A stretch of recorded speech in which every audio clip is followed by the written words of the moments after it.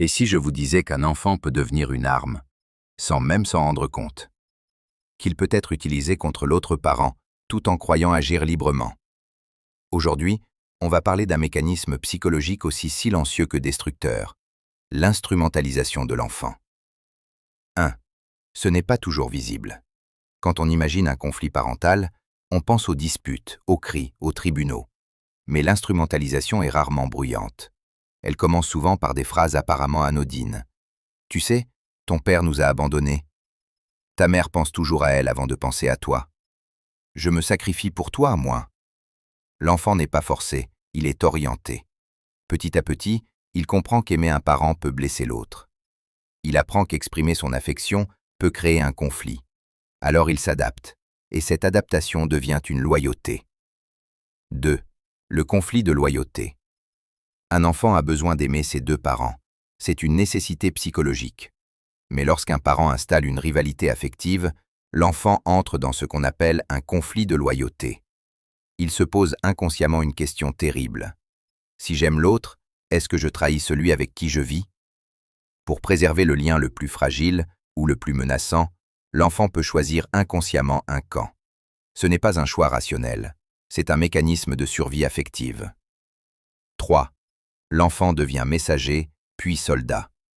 Au début, on lui demande simplement de transmettre un message. Dis à ton père que, rappelle à ta mère que... Puis les messages deviennent chargés émotionnellement, puis les critiques. L'enfant commence à répéter des phrases qui ne sont pas les siennes. Il adopte un discours d'adulte, il justifie, il accuse. Il ne se rend pas compte qu'il porte un conflit qui ne lui appartient pas. Et plus il répète ce discours, plus il finit par y croire. 4. Les conséquences invisibles. À court terme, l'enfant semble choisir.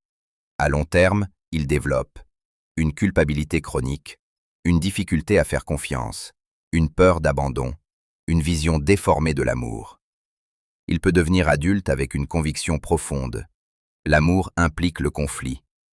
L'amour implique de prendre parti. L'amour implique de rejeter quelqu'un. Et cela influence toutes ses relations futures. 5. Pourquoi certains parents font ça? Ce n'est pas toujours une stratégie consciente. Parfois c'est la colère, parfois c'est la peur, parfois c'est l'incapacité à faire le deuil de la relation. Mais peu importe l'intention, l'impact sur l'enfant reste le même. Un enfant n'est pas un allié, un enfant n'est pas un témoin, un enfant n'est pas une arme. Il est un être en construction. 6. Le plus douloureux. Ce qui rend ce mécanisme si puissant, c'est que l'enfant peut réellement croire qu'il agit librement. Il peut rejeter un parent en pensant que c'est son choix, alors qu'il s'est construit dans une atmosphère orientée. Et parfois, des années plus tard, il réalise. Et la prise de conscience est brutale. Conclusion. Instrumentaliser un enfant, même inconsciemment, c'est lui faire porter un conflit qui le dépasse. Un enfant a besoin de sécurité, pas d'allégeance. Si vous vous reconnaissez dans certaines dynamiques, ce n'est pas une condamnation, c'est une opportunité de changer. Comprendre ces mécanismes, c'est déjà commencer à protéger. Et si vous voulez explorer ce sujet à travers une fiction psychologique forte, mes romans Aliénation abordent justement ces dynamiques familiales complexes. Lien en description. Si cette vidéo vous a parlé, abonnez-vous, partagez et surtout, restons lucides.